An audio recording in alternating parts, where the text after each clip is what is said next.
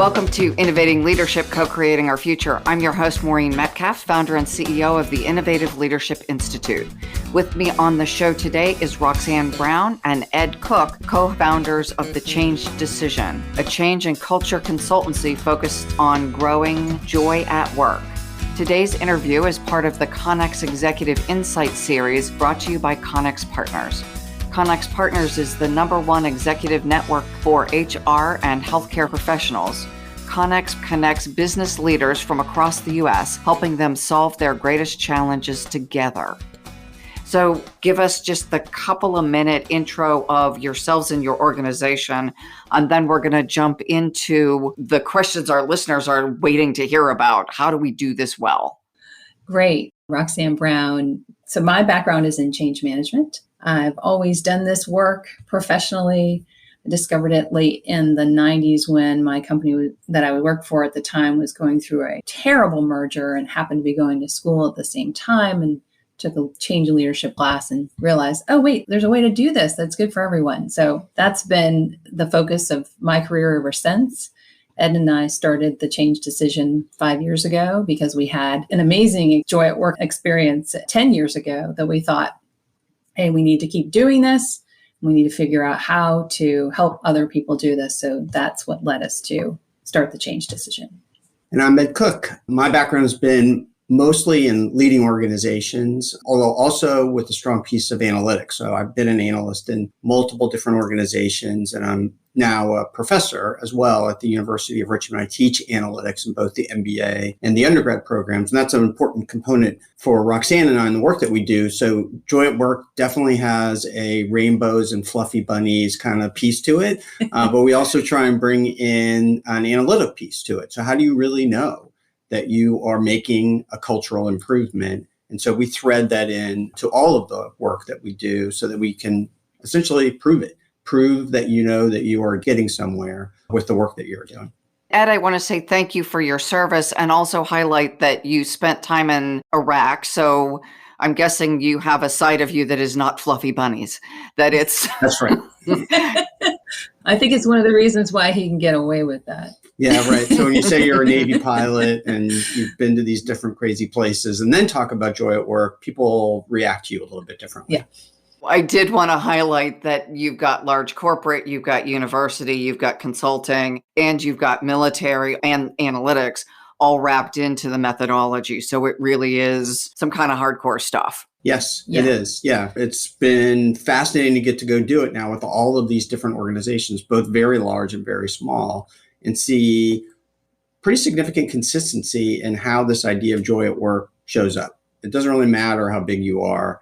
It matters more what your intention is as a leader. Where do you want your organization to go, and how do you want your culture to be for your people? Yeah, and one of the great things that I experienced in the corporate world was I learned how to do change work in a highly skeptical, highly analytical environment, which means being theoretical was not going to fly, right? You were going to need to start there just to know that, just so people understood that you had a point of view, but you need to get practical immediately. And people needed to understand what you were talking about. So I feel that change is very mysterious to people, naturally. And so we want to make it practical so that people can actually do something with it.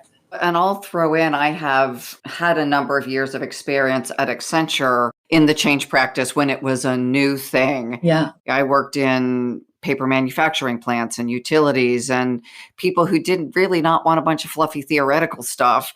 Tell me how to get it done. I worked in a steel plant environment. We hired you consultants. You're here to get stuff done. You've been here 3 days. What have you produced? You're expensive and you're supposed to make stuff change. I think we share that value in being theoretically grounded, because just making stuff up has a negative outcome in the long term. Right. And delivering results that are very tangible, quickly and consistently. Yeah. And most leaders, they understand that they need to lead change, but they understand it kind of theoretically, conceptually. But then, okay, what exactly do you want me to do? Right? This whole idea of being empathetic. Okay, well, what does that mean? And how does that help me get the job done? Right? There's a lot of conceptual things out there in the leadership world, which are great.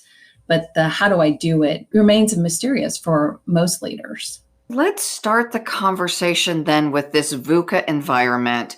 And the reason this is so interesting to me, COVID highlighted there's a way to lead change for something I've planned. I'm implementing a large computer system, and lots of people do that really well. And then there's the change, and you mentioned this even in the intro, change that's happening to me.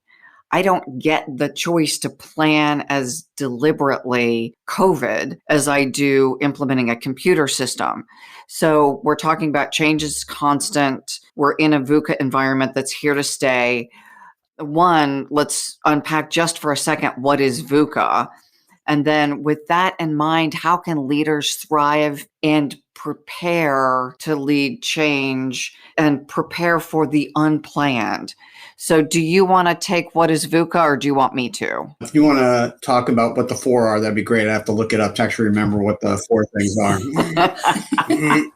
Volatility, increased volatility. And if we look at weather, we're seeing that. If we look at the stock market, we see this. Yeah. Uncertainty that goes with that. Increased complexity that we may not have seen it while it's been happening for a while. That communication around the world, stock trades, currency values can change literally in a fraction of a second. Something that a trader does on one side of the world ripples through the global economy. The final is things are ambiguous. In the past, there was a sense of right and wrong and what does success look like. And as you're implementing analytics, the data gives us so much more information. And back to the complexity, the decisions aren't as clear anymore. I know more, and in some ways, I know less. There was a time when good and bad was a clear decision, and people who have recently met could say this is good and that's bad.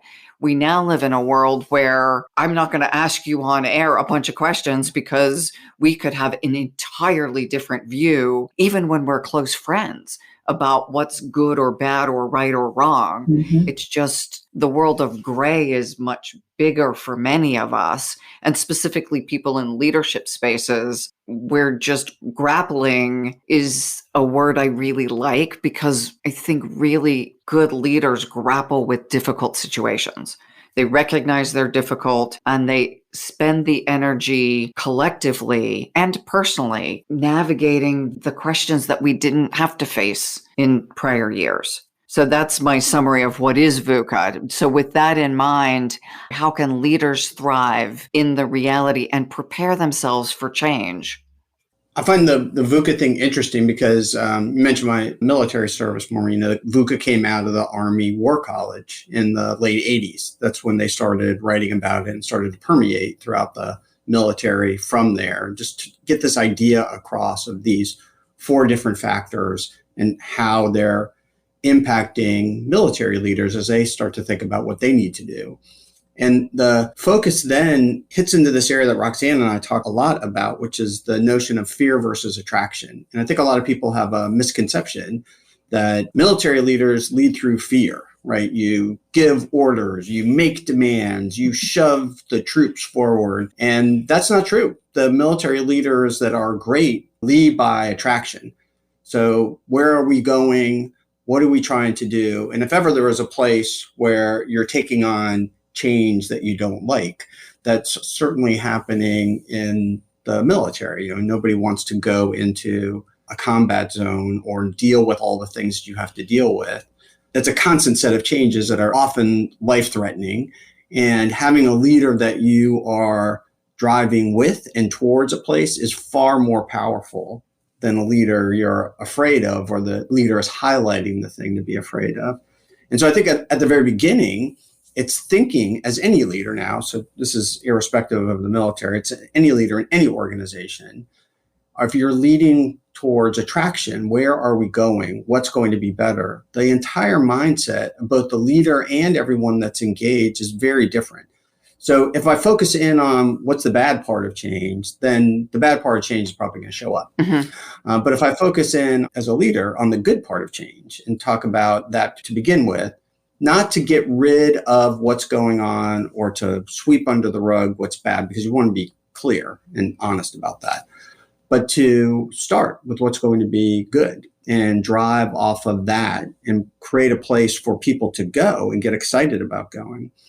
Then, especially the uncertainty and the ambiguity part that's in VUCA becomes easier to take on. Like, yeah, it's uncertain, but I know where my leader wants to take me. I can be certain about that. Maybe I am uncertain about the world. I don't know what's going to happen with COVID. I'm not sure what the economic impact is going to be, or even things that are more local. I may not know any of those. I may not be clear about which of the possibilities could happen. It's ambiguous, but that's okay because my leader has given me a place to go. And so I can wrap my brain around that and get excited about that, which is far more powerful than a fearful approach, which says, put your head down and try harder. It was difficult for me. It's going to be difficult for you. Any other terrible things that you may have heard in an organizational setting, all of those are paths to failure. I think the path to success is going to be, all right, team, we're going to go here and here's why and what we're going to be able to do with it. Yeah, and I learned that firsthand when I was in the corporate world and just saw it in action. When fear was the driver of change, which is, fear is a legitimate strategy for making change happen, right? We know that. But what I saw was that people would, to your point, put their heads down and do what they were told and really nothing more, because otherwise they would likely get into trouble. And from time to time, they'd pick up their head and look around to see if anything's changed, and they would go right back down. They'd basically freeze. But if you have an attraction strategy, then what you're doing is saying, this is the way we're going. And it helps people see, if you communicate it in a way that they understand, oh, this is how I can uniquely contribute to making that thing happen. And that's when they put in their creativity and their discretionary brain power into making the vision happen. So I saw that over and over again in the corporate worlds I was working in. The VUCA antidote is vision, understanding, clarity, and adaptability. So you hit it head on that if, the old change adage, burning platform, if you're not on the train, I had this view of Mad Max where the big truck's going to run you over, back up and run you over again. And to your point, I'm afraid of doing that, or I'm afraid of doing that. I'm choosing which thing I'm afraid of. Yeah. My boss running me over on a train platform, or a burning platform that I'm going to jump off, into some abyss, or trying something new, rather than we're in this together. We're either military, we're engaging in a Firefight. Okay. We're engaging in a firefight. I assume everyone lines up and they're together when they do that, not straggling along all over the place, or the consequence is bad. It's easy to see in the military when it's life and death. In a corporate setting, though, similarly, if we're accomplishing something difficult together, then we're inclined to, I've got your back when you're afraid.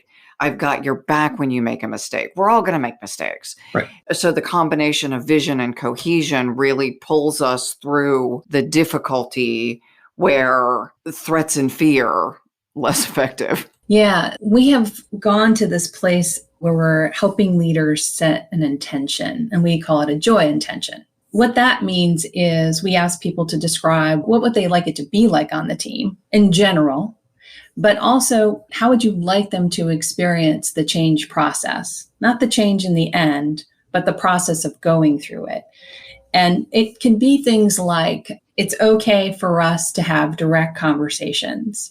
I want everyone to feel respected. I want everyone to feel like debate is enjoyable and something that is part of our strategy for innovation, right? Some very basic things that are important to you as a leader, because if you have that intention written down, you can keep that front and center, and that can direct your words and actions. Eventually, people will get it. People will eventually see, oh, this is the culture that my leader is cultivating. It's going to take a while, right? It doesn't happen overnight, but they do pay attention to leaders' words and actions as a cue for them to decide how they should respond because they're trying to figure out what's happening. They're trying to understand how to be successful in this world you describe. So the intention turns out to be one of the big things that is emerging as more important than ever. You talked about antidote, Maureen. I think an antidote to this idea of change fatigue, which we hear a bunch of, is this movement towards attraction. Why are people fatigued? Well, being fearful is tiring. And so if you're fearful all the time and the next change and the next change is about fear, well, yeah, of course you're going to be tired. But if you're in a dynamic environment that you see things changing and you see that you're going somewhere, something that you can be interested in and excited about, well, that's way less tiring. It may actually be energizing. Lots of people want to be part of organizations that are dynamic and evolving and doing interesting things. They want to be part of that. They don't want it to be completely stopped and stayed, but it's how that gets done. And it's the how, I think, that drives that change fatigue. And so if you do it well, what Roxanne and I talk about is moving towards joy at work and setting an intention as a leader to get there, then that change fatigue thing is going to be way less of a problem. You are going to have a bunch of people that are excited about where you're going as an organization. The thing that we now say all the time is that we've learned through experience that it's not so much what is changing that people get upset by, because people understand companies need to change. It's how change is done. That's when you lose them. Because even change you like, I mean, I'm sure you've had the experience where a change that was supposed to be really great, but because it was done so poorly, people resent it, right? So it's so much about the how. I love the focus on the how, because to your point, we talk about the vision. Life is going to be rainbows and unicorns when we do this thing 3 years from now. And you're going to work crazy hours and miss your kids' first steps and all these things. But won't it be nice when we have this computer system working? Right. Tough sell. Yeah. Yeah. The cohesion bit for me is really important, that how we function together. I love calling it an intention for the journey, that we're going to build a more cohesive team. We're going to enjoy the process rather than you're going to just muscle through for the next 3 years and then life is going to be good. Well, by then 6 more things have changed. And back to your change fatigue, it never gets better. Yeah. And there's no point in trying to fight against it. It is reality. And so the idea is to solve for reality. And what if it could be a joyful experience? The thing that we are usually able to connect with people is this idea of some experience they've had in the past where it was the best team they ever worked on or they ever led. Usually people have an experience like that. And we ask them questions like, what was happening? What made it so great? What were you able to accomplish because of all the ways that you were behaving as a team?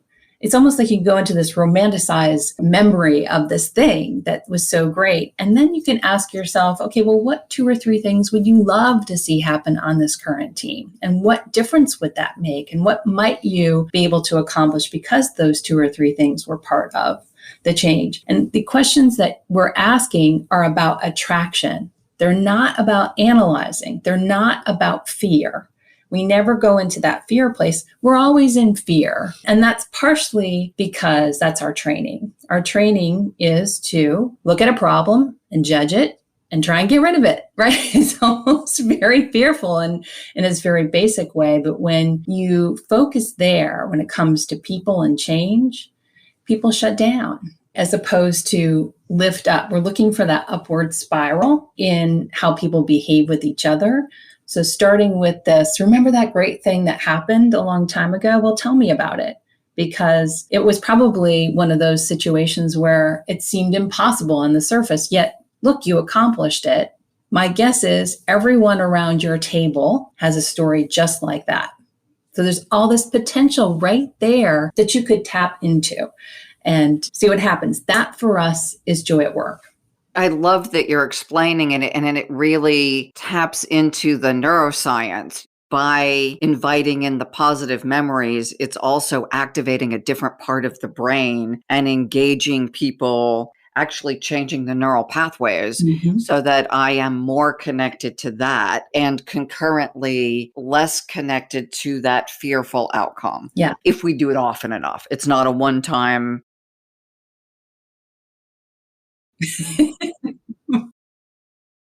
Right. That is why we say, okay, now you need to ask yourself, am I about to lead in line with my attention or squash it? And it's difficult, right? Ed talks about how he's been in the moment leading and he's just having a reaction. And then he realizes, oh, well, that's not helping. Right. I mean, the best thing to get is someone to kind of guide you through it, to provide some input to you that you can't see maybe. I mean, you're like physically, biologically can't take it in. There's just too much going on and you can't appreciate what's happening, or you just need a very different perspective. This kind of goes back to what Roxanne mentioned about the origin that we had, or origin sort of working together as well as the origin of what became the change decision. So this is in the Wayback Machine over 10 years ago, and we were working on one of those very large IT projects that people always talk about. It was millions of dollars. We had an enormous team, 250 people. We were impacting 10,000 employees in the company with the process change and the technology change that goes with it. 18 months into the project, and it is not going well. And I mean, really, really not going well. I'm leading, and Roxanne is driving the change management part of the work. And we're just struggling all the way through it. It turned out that the project had been significantly underscoped. So I had the pleasure of talking to the CIO and telling him that his $30 million project was now going to cost $70 million. And that was a very difficult conversation to have. And I'm sure the only reason I didn't get fired and blown out of his office was I was not the person that actually came up with the estimate, but I was the one delivering the very bad news that it was more than double in order to complete the thing. But that wasn't the lowest point. The lowest point came just a few weeks later. At this company, the CEO would do an annual strategy review and bring all the managers in, an all-day event. And at one point, a slide comes up and it has 4 boxes on the slide, and they represent the 4 largest projects that are going on in the company at the time. And he goes through the first 3 and talks about how wonderful they are and how successful and look how great we are in our ability to get things done. And then comes to the 4th one, which is our project, and says, but there's just one project that we're disappointed in. And it felt like every head in the auditorium had snapped around to look at my reaction. And it's thousands of people in this room. It's not a small room. and it is difficult, very difficult. And I would really love to be able to now say, I started on this hero's journey where I dug deep and was able to pull forward with the fortitude to drive the entire project forward to success. But instead, I literally started working on my resume because I thought for sure that if the CEO is going to call out the thing that I'm spending all of my time on is essentially a failure, there's no way I'm staying at this company for any length of time. But Roxanne convinced me to try something different. And what she did was she asked me some of these questions that we've been talking about, to think about a time when I was part of a team that I really enjoyed and was very successful, and what was that like?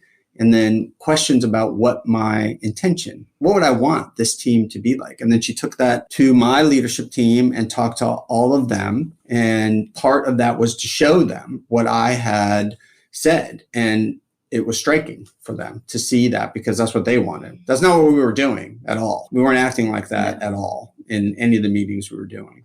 It very quickly could see it turn around. And it happened almost the next week. Every Friday, I would have a leadership team meeting. In this company at the time, this is, of course, before all this video stuff that we do now, people would literally phone into the meeting. Like they would be at home, in their living room, in their jammies, for all I know, phoned into the meeting. I would be there, and Roxanne would be there, and maybe a couple other folks. There's 10 or 12 of us there. But on this day, I'm running into the room late, which was typical because some executive would have grabbed me somewhere in the hallway to say, I need an update on this. And so I was continually late for meeting. So I'm running into the room because in my head, I'm thinking, I got to get in, got to get to the phone, got to get dialed into the phone number, get everyone connected. They're all waiting for me. That's what's in my head. And I blow through the door and everyone is in the room. and all of their laptops are closed, which was very countercultural. In this company, everyone would have their laptops up and they'd all be mashing on the keys all throughout the meeting. Laptops are closed. Everyone's looking at me as we come in. This enormous change has happened because of what Roxanne has done. Mm-hmm. Yeah, it was fascinating to see everyone show up. They were wanting to see what would happen next. They had hope. And they were demonstrating that they had hope by just showing up and asking questions and getting into the work in a deeper way. In other words, their commitment had increased because of this hope. And it happened, as Ed said, almost immediately. It's one of those things that I kept saying, you cannot script. This goes back to what you talked about earlier, Maureen, which is emergent change. Instead of event change, it's emergent change, right? And so what you're doing is you're setting this intention, seeing what happens, and then responding to it. And so things like this would happen all the time. And my job really was mostly to point it out. Hey, this happened. This is a good thing. Reinforce that. Or, hey, this is not so good. You might want to address that in some way so people really understand your intention here. And that's what happened over and over again. And one of the things that Ed talks about sometimes is how in one of those Friday meetings, people were really engaged in the conversation and asking him a lot of questions. And, you were thinking it was... I was getting angry. I was getting really angry, really, really angry because we were laying out this whole new program. I spent all kinds of time on the timeline for it, and people are peppering me with questions about it. And I could just feel the emotion rising up inside. And then all of a sudden I get a little pop-up instant message on my screen from Roxanne going, "This is great. This is exactly what you wanted." And in my head, I'm thinking, you're crazy.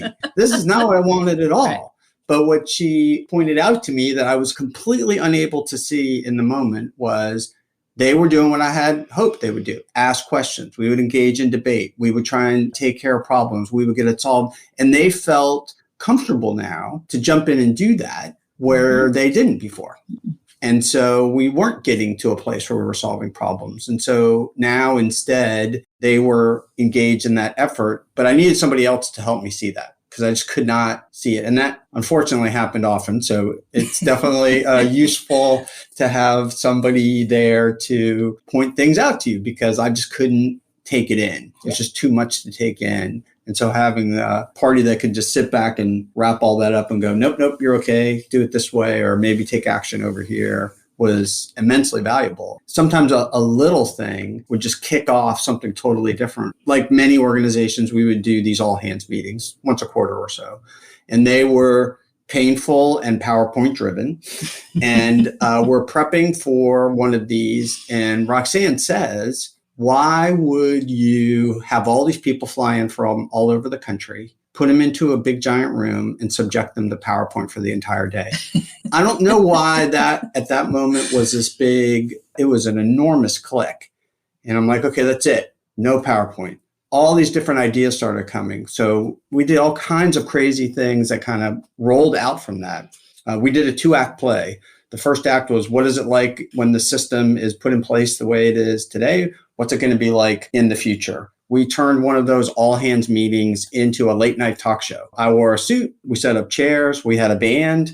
Roxanne and I sang with the band. Instead of the executives coming in to give their little speeches, we made them sit down and I interviewed them. And so put them into a different mode and position. I mean, people loved it. When we would ask for feedback, the very first question we ask and the scale we would put it at is, this is the best all hands that I have ever, underline, attended. And we would get 40 to 60% of the people saying yes to that, but repeatedly. It's like, okay, what are we going to do next? What's the next cool thing we're going to do? So we're even trying to beat out our own stuff to try and make it happen. Yeah. And that's all because by setting this different intention, I was excited to go do those things. But what I think is maybe even more important is the project itself never got easier. It was miserable the entire time. I was on the phone every single evening at 5 p.m. talking to the software vendor about all their terrible software defects and what were they going to do to fix them. And we wrestled this thing into position, and it took another 18 months to get there. But the morale on the team rocketed to the top. So we were well into the 90%. The company at the time was on average in the low 70%. I mean, we're a significant outlier in the company in terms of the morale of the team. It certainly was not because the work got easier. The work was difficult all the way through. So I want to specifically make the point that this is repeatable, not just that you did it once and it worked and isn't that great, but my thing sucks and I'll never get out of it. Right. What you did, you have done then consistently with other organizations, other projects over a decade almost. That's exactly right. It became our expectation, right? It became expectations of ourselves. We actually devote an entire webpage on it as a case study so that people can see what happened. I actually have photographs of the intention that Ed wrote, and then I put the questions down there so people can do it themselves, right? We want people to know that this is possible for themselves and to try it out, even in small teams. It doesn't have to be, such big stakes that we're talking about. You can do it with your small team if you have one. You could do it with a small project if you want to try it out. It made such a huge difference. When I think back now to the question I asked you about the best team, now this experience we had 10 years ago replaces the one that you talked about originally. So, and we were hoping, and we believe it to be true, that most people that were on that project would now point to this project we just discussed as the best experience they've ever had, right? That's now their best story. Again, we're hoping that that can keep playing forward. The other thing I heard, Ed, is you saying, as I was in the meeting, I was getting angry. People were talking back, asking questions after I've already told them what to do. And that idea that for leaders, there's no light switch that changes. We have been raised, ingrained, rewarded, punished, and our brains are now wired to behave in a certain way. And when things change, our brain senses danger. We fill with adrenaline. We're scanning for a way to come back to what is safe. My brain is trying to keep me alive and keep all these people in the room alive, and they're doing something different. So my entire physiology now reacts with anger and probably a bunch of other soup of chemicals in your body. And fortunately, Roxanne was there to give you a different cue. But that reprogramming is literally the rewiring again of our brains and of our behaviors. It's not an instant shift. So having a facilitator or a partner or a coach or whatever person you put into that role who is present in the meetings and can give in the moment feedback and help you recalibrate. So it has to be someone you fundamentally trust, not just we rotate the assignment and this time it's your job.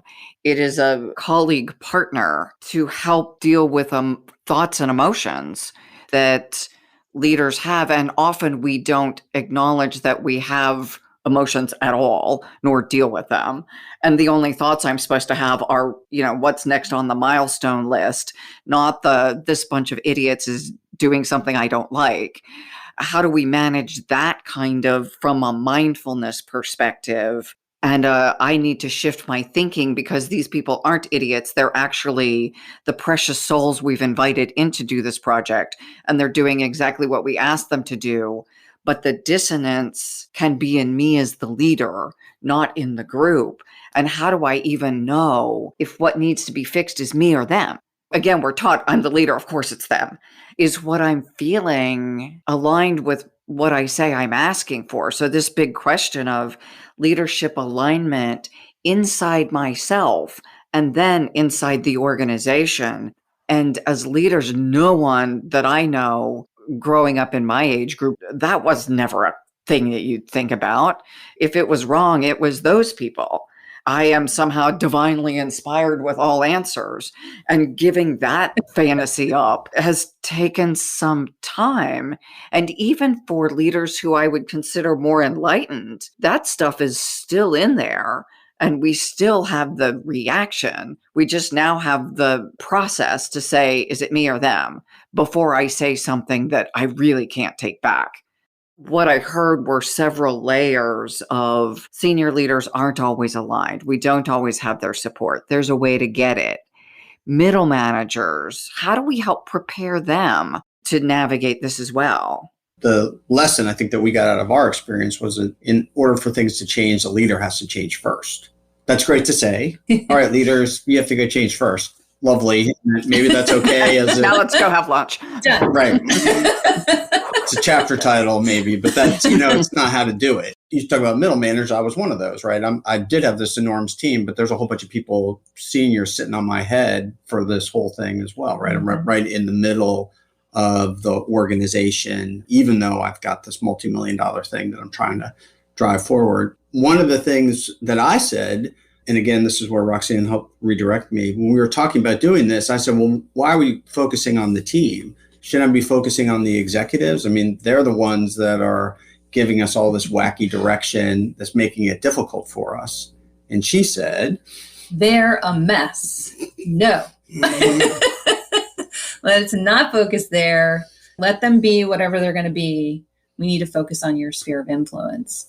So that's why we focus there. And getting back to what I said about things that you couldn't script, when the leadership team saw this shift in this team, they noticed, they shifted. It was like the team shifted the leadership team. It was so interesting how that happened. You read about it in books, but we actually experienced this. Oh, they're going this way. I guess I should go there too, and lead them that way. It was so different for them, different from what they were used to. It was almost enjoyable for them to shift their brains. Even that very first all hands meeting we had when we had this idea of, oh, we need to not put PowerPoint presentations in front of people. We need to focus on what do they need to know and how can we get this information to them in a way that is most enjoyable to them, and how do we involve them in the process, all that stuff, right? We were thinking about them.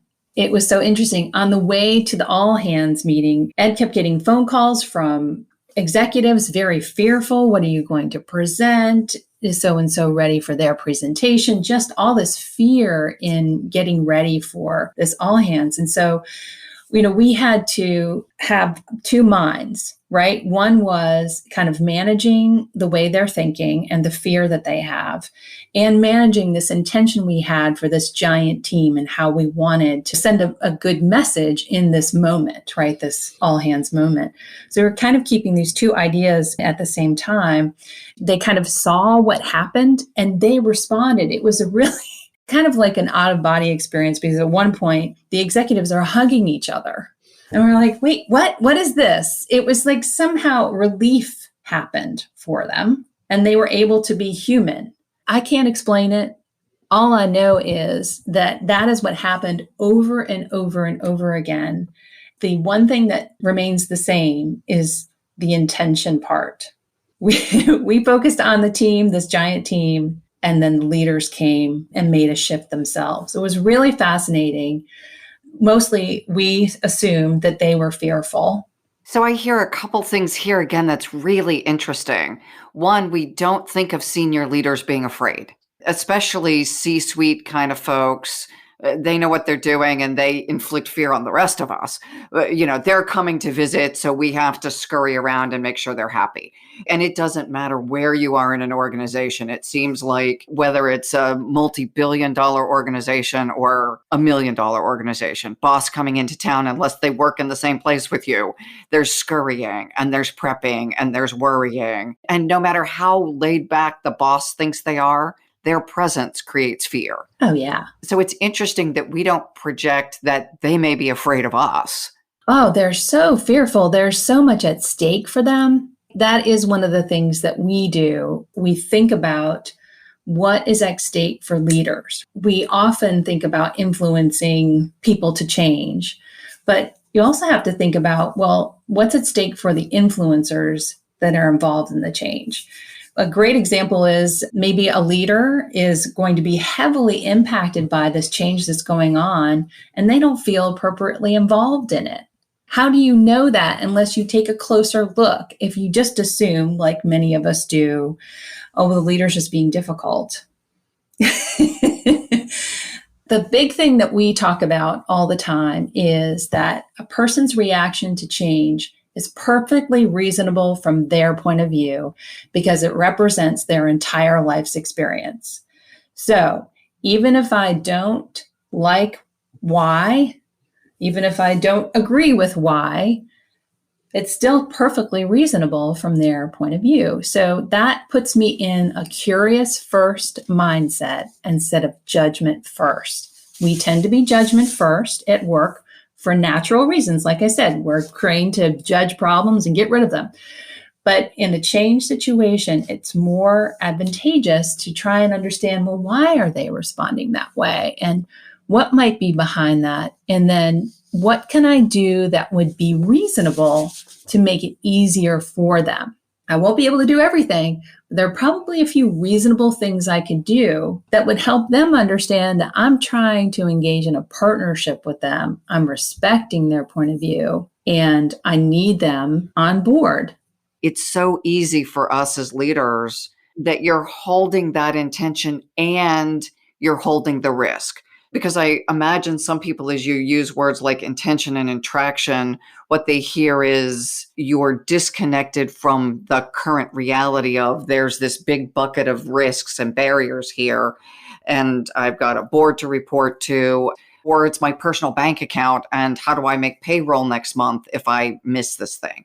Any range of issues that are very real and tangible. I'm responsible for the livelihoods of this group of people, and this intention stuff, glad that it worked for you people, but not for me. Right. That you are holding both and attending to both, I think is really an important distinction, that you are engaged in reality of the thing they're afraid of and you're attending to it. And concurrently, it's not just like I set the intention because that's nice and that's what Roxanne told me to do, but that there's actually a behavioral change that happens because of it. Yeah, I can tell you that if I didn't learn to talk in terms of risk when it comes to change, there's no way I would have been allowed to be in the corporate environment and do change management work. People understood this theoretical stuff that I was talking about when I can talk in terms of risk. So what is the people-related risk to you achieving the success outcome you're looking for? People can sort of wrap their brains around that. Well, these people are going to have to do something very differently. Oh, okay, well, what is their expected reaction? Well, they're going to, for whatever reason, they're not going to. You get into a little bit of the reality of what's there in terms of risk. And then we ask ourselves, okay, what can we do to reduce that? And what should we pay attention to? This is the analytic part. We use measures that are signs for the leader that tells them, we have a risk, or hey, there's some progress that's being made here that we need to reinforce. So we don't spin up a big complex measurement approach.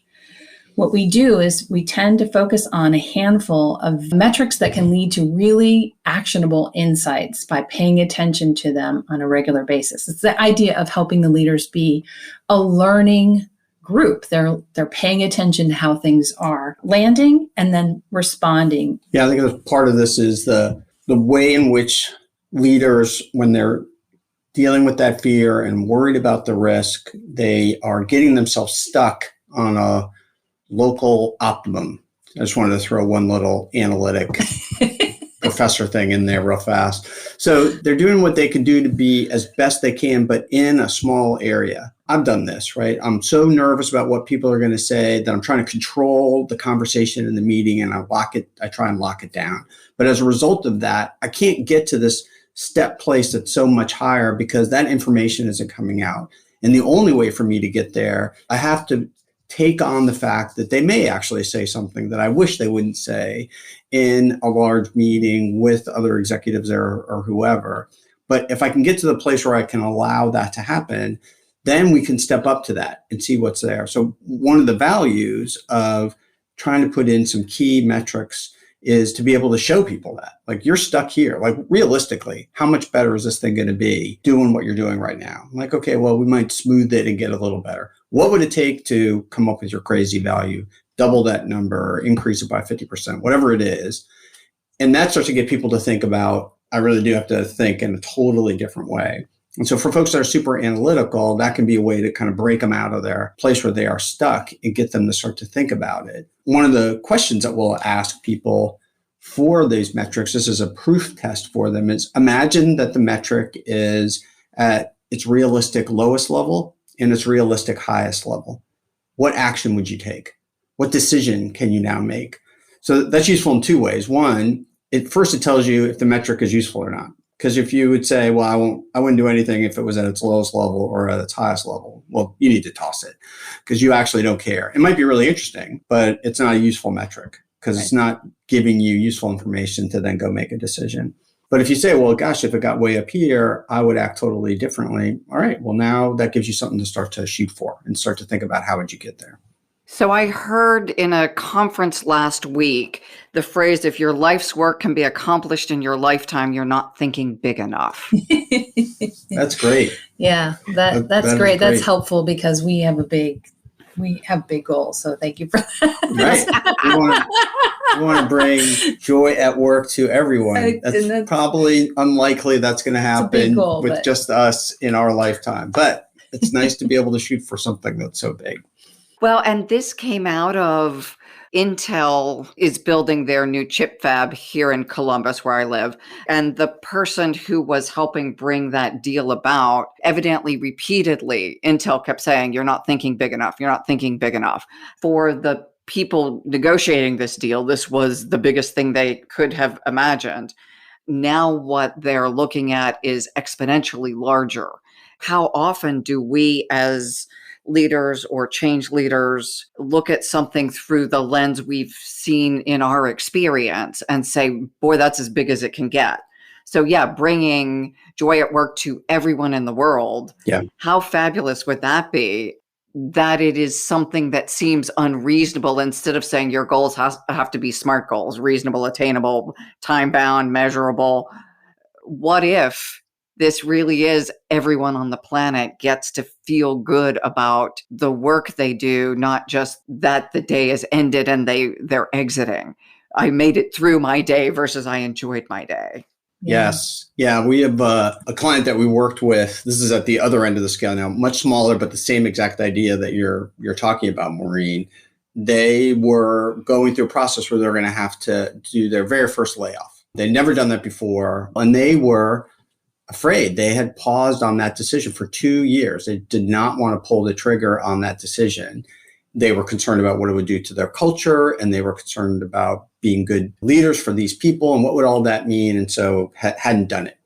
We talked to them about trying to flip that narrative to, what would be the best possible outcome? We got to kind of a funny phrase of, you see him, it's happened, and you see him a few weeks later walking in the street, and they actually walk across the street and give you a high five, right? Because it's gone so well that they're so happy with it. And they just said, yeah, that's great, guys. But what we really want is to make sure that, people don't start leaving because they're worried about what happens. But what we did was take them through that process to start to think about those things. Like, how do you take care of these people? How would you do the right thing by the folks that stay? How are you communicating this clearly so people understand the change?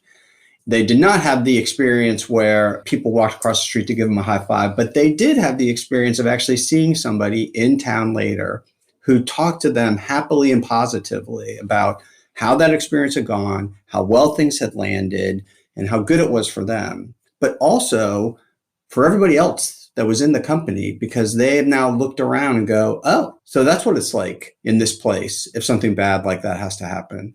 These leaders are actually going to try and make it as good as they possibly can. I feel better. I feel more secure, as opposed to the feeling people have when you watch your buddies get kicked out the door from a layoff or something. Well, now you're fearful. The great thing about that is the people who remained at the company, they now felt like this is our identity.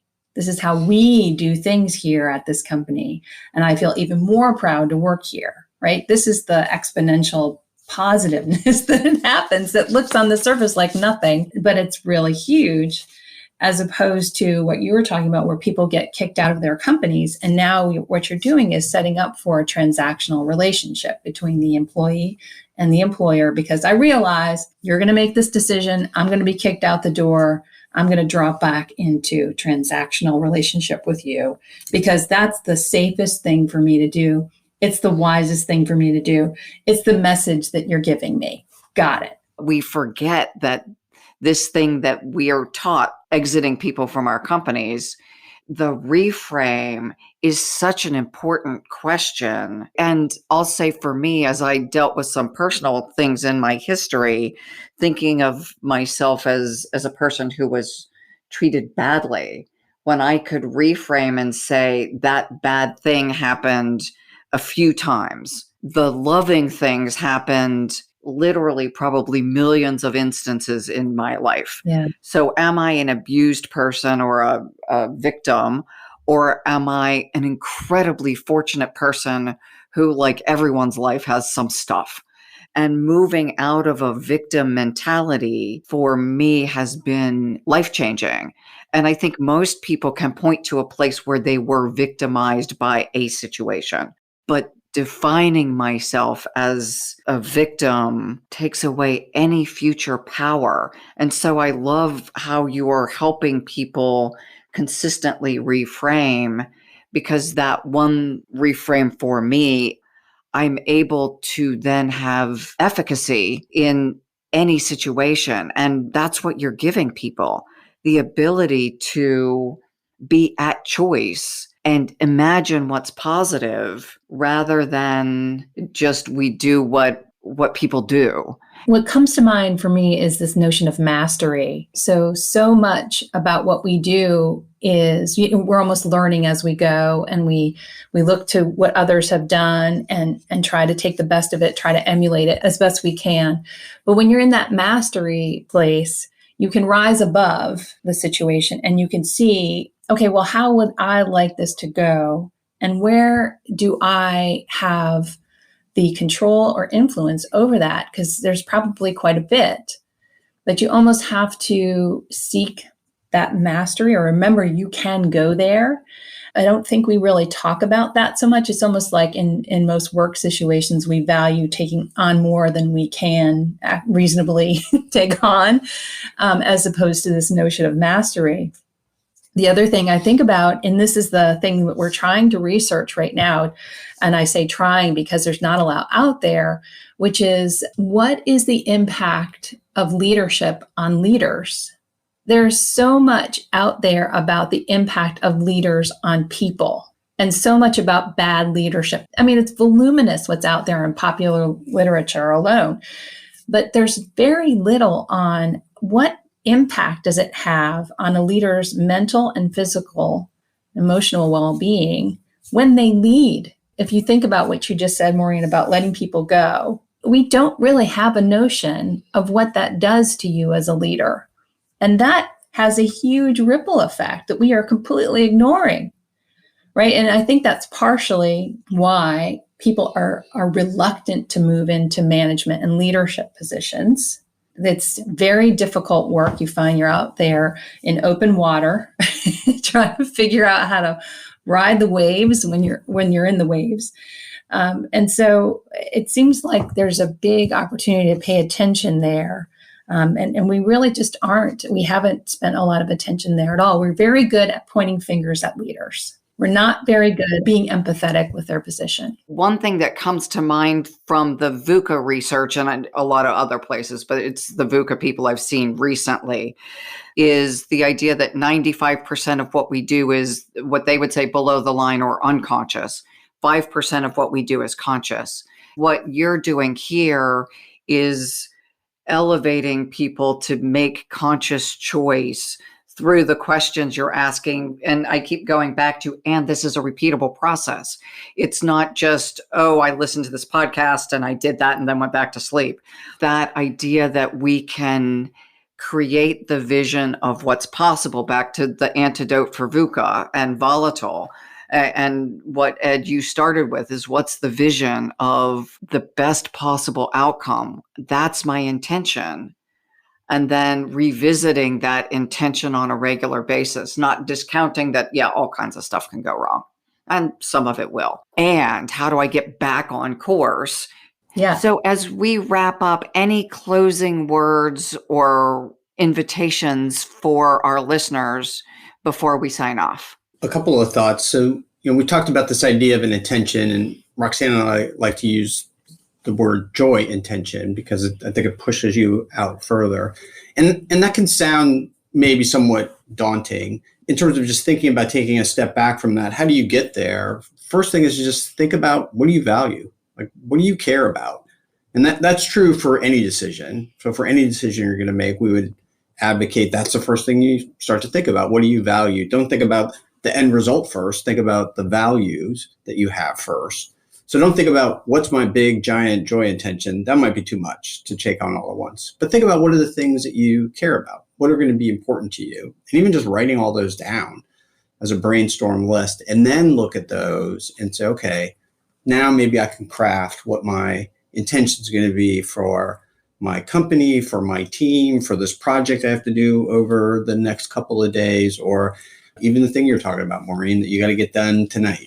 Go through and think about what are those things going to be, because it'll help you to be able to focus in on what you really want. And it doesn't have to be this difficult, daunting thing. It can be something that you can step into piece by piece. And I think the more people do it, the more they'll feel comfortable and it'll become easier and easier to do. Yeah. And I would add, kind of sort of as an additive thing, is this notion of adaptability. Do you see yourself as adaptable? One of the things that we have been doing is trying to help people see, hey, you actually are adaptable. And we pose the question, it's kind of a thought starter. What would your January 2020 self be surprised and delighted to learn about your current self? Because I'm imagining you have a lot of skills that maybe you weren't even intending to get, but now you have them. And remember all those skills that you had back in January 2020? So now you've added to them. What are you now capable of doing? Because of that, it helps people see, oh, well, I can change and I do change, and other people can change and other people do change. The cliches in the world are people don't change and people don't like change. It's a cliche, really. And I understand why that's true. But if you look around, we've changed a lot in the last 2 years. Hello. And many of us like working in our pajamas. Right. Or at least our living rooms. And who knew, right? Who knew some of us would be like, wow, I didn't think I would like that, but here I am. So, I mean, I think just getting in touch with the fact that hey, I am adaptable, and pointing that out to your team members. Hey, look, we are adaptable. Look at what we've done, and look at how we do it. And what else are you seeing in terms of how we're adaptable? Just having that regular conversation can help people take on that identity and actually be proud of it.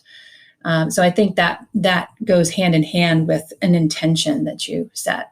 Brilliant. Thank you. Ed and Roxanne, how would someone find you? Well, there's a couple of ways. You can certainly find us on our website, which is thechangedecision.com. And you can reach out to us directly on email too at joy@thechangedecision.com. And we'll be able to get in touch with you. Thank you. And here is, if we were having cocktails, I would say cheers to bringing joy at work to everyone in the world. We're not having cocktails, so we'll just do a virtual cheers. Very good. Yes, that's great. Thank you so much. We appreciate the encouragement. We are on a mission. Thank you. And to our listeners, I encourage you to practice what you've heard from Ed and Roxanne today, and notice from the analytics side, how does this impact your joy and how does it impact your results? So concurrently, you will be both more successful and enjoy your work more. If you have questions about today's show or would like to get in touch with us, email. Our address is inquiries@innovativeleadership.com. Goodbye, and be sure to join us again next week. And thank you to Connex Partners for sponsoring this show.